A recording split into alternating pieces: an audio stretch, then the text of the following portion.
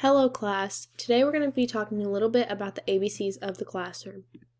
Why are the ABCs important? It is important to learn our ABCs because they will help us with a lot of things in the future. Knowing the ABCs can help us spell, recognize certain items, and many more things. I'm going to start off by going over each individual letter. A is for assignment.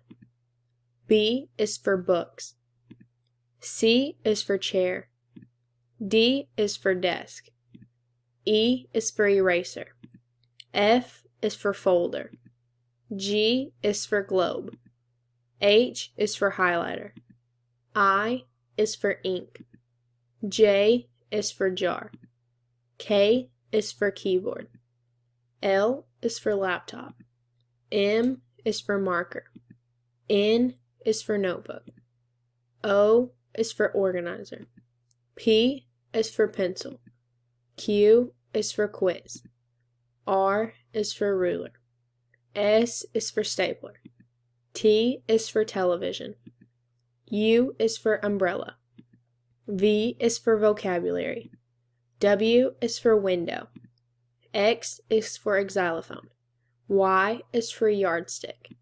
Z is for zipper.